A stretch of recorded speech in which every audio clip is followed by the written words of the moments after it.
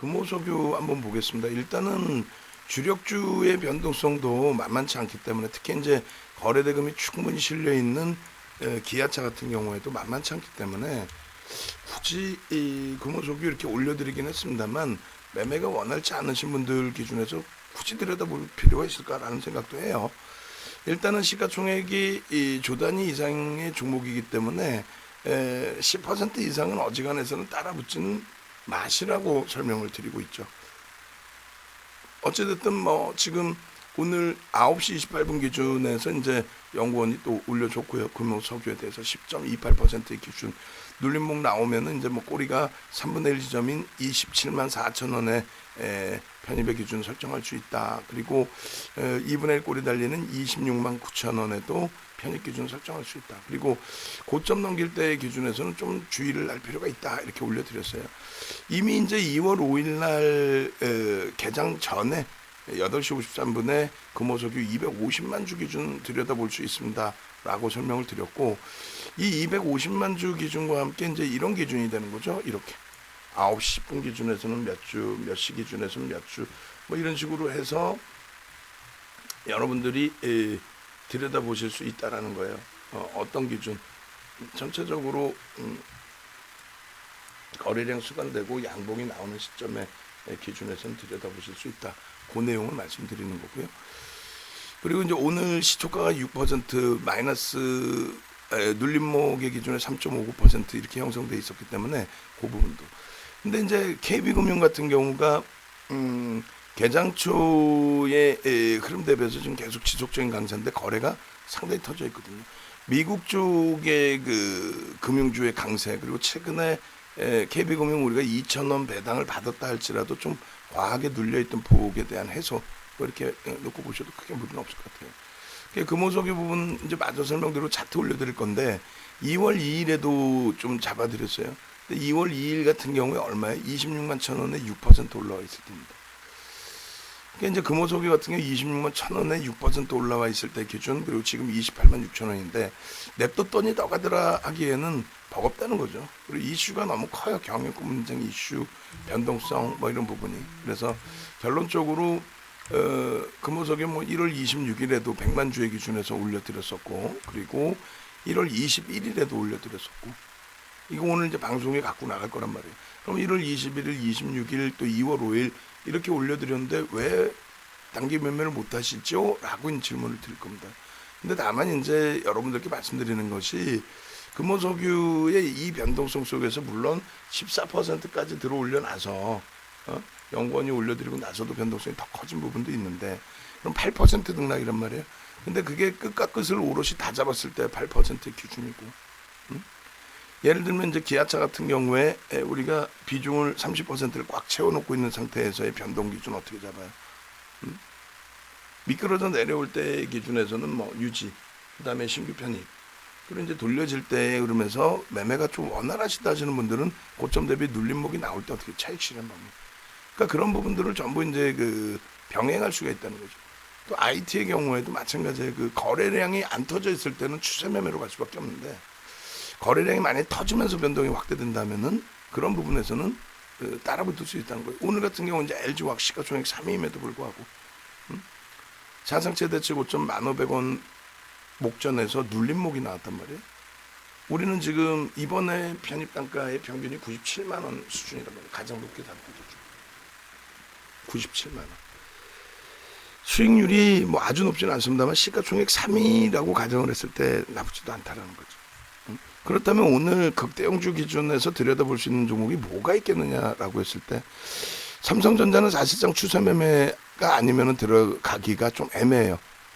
거래량이 하이닉스 마찬가지고 나머지 거래가 순간적으로 팍 치고 움직여주면 모를까.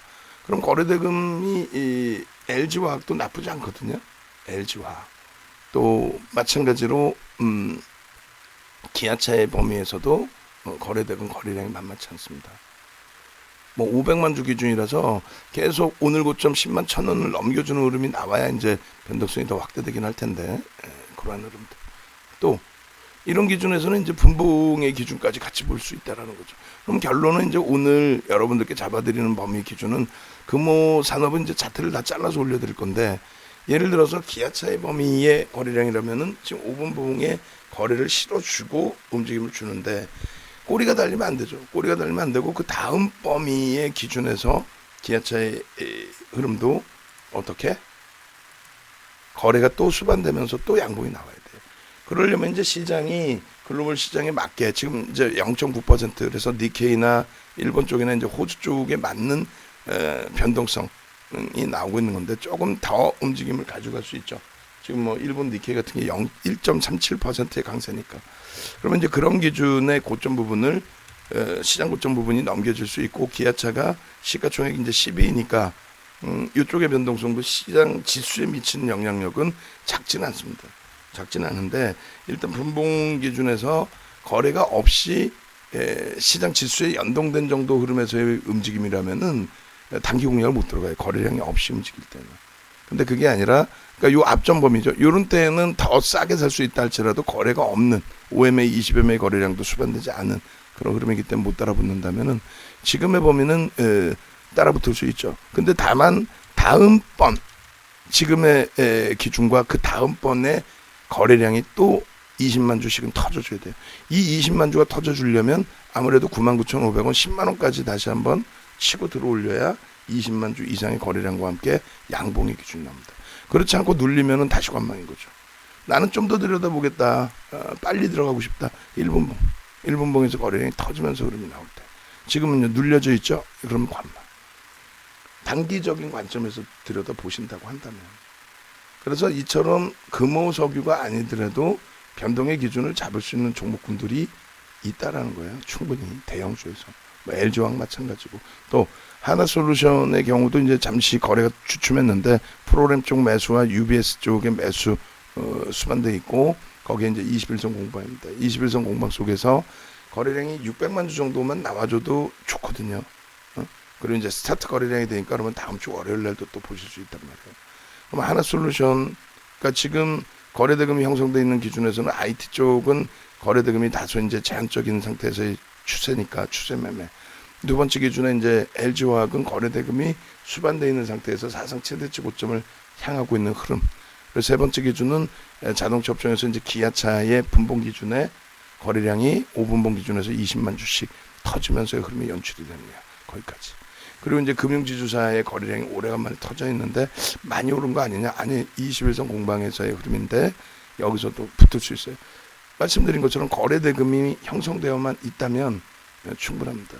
그리고 이제 SK이노베이션 방안에서 말씀을 해주셨는데 SK이노베이션 같은 경우에 어떻게 돼 있어요? 꼬리를 절반 달리고 있다라고 하면 절반 라인에서 볼 수 있다고 그랬죠.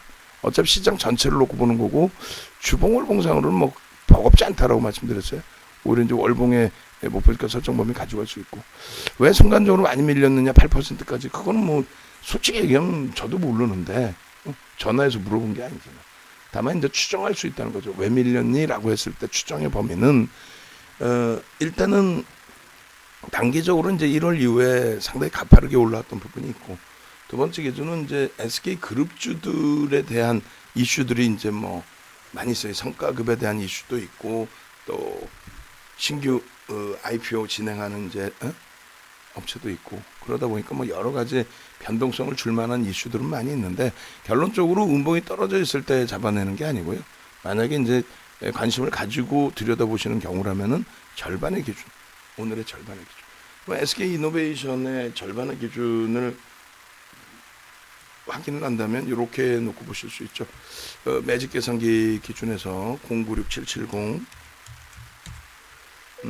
거기에 이제 오늘 저점과 고점의 기준이 설정이 됩니다. 이 종목 같은 경우는 이제 19만 원대 1월 기준에서는 19만 원, 20만 원인데 19만 원대 기준 잡아볼까요?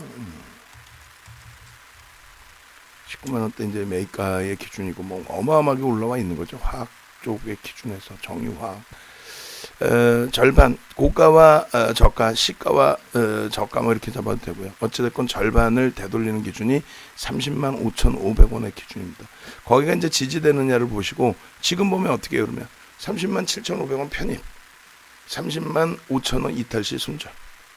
간단하죠? 그러니까 절반을 다시 훼손시키면 손절, 절반 위에 있으면 편입.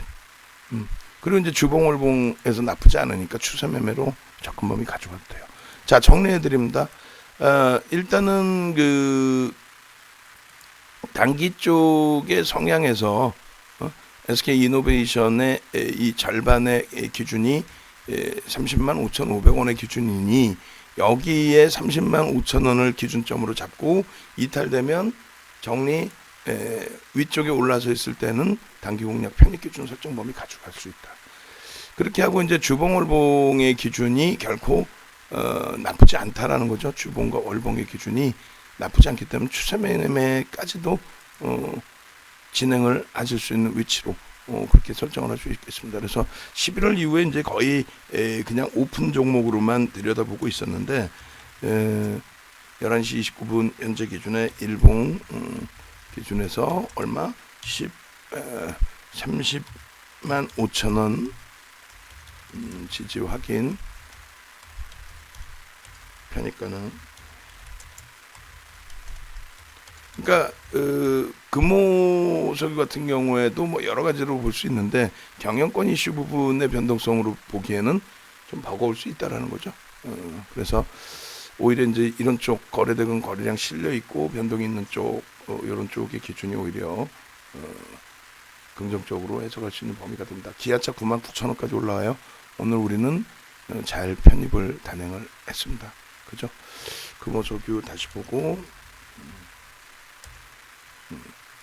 이쪽 기준에서 목표 주가 설정 범위는 앞전 고점을 넘겨놨기 때문에 일봉의 갭에 대한 기준 뭐 대략 27만 원으로 설정 범위를 볼 수 있죠. 그래서 이 밑에 쪽 갭에 대한 목표 주가는 이 밑에 쪽의 기준과 여기의 기준을 좀 넓게 잡아버리면 8만 원, 33만 원이 목표 주가로도 설정이 될 수 있습니다.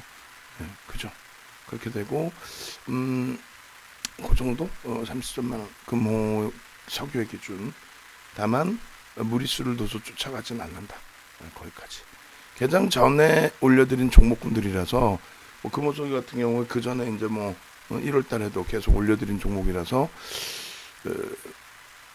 매매가 원활하신 분들은 잡으셔서 수익이 나실 수 있는 기준이 돼 있어야 돼요. 그래서 일단 이렇게 해서 일봉 갭 기준 얼마? 33만 원까지의 목표 주가 설정. 변동성이 원체 커서요. 뭐 리스크 관리가 좀 많이 필요하죠. 그렇게 놓고 보시고 그리고 일단 그 추석이 지나고 나면은 가격 인상이 좀 있어요. 그 부분도 좀 염두를 해두시고. 자, 이렇게 해서 전략 단기 공략주에 대한 설정 범위 잡아서 올려드립니다.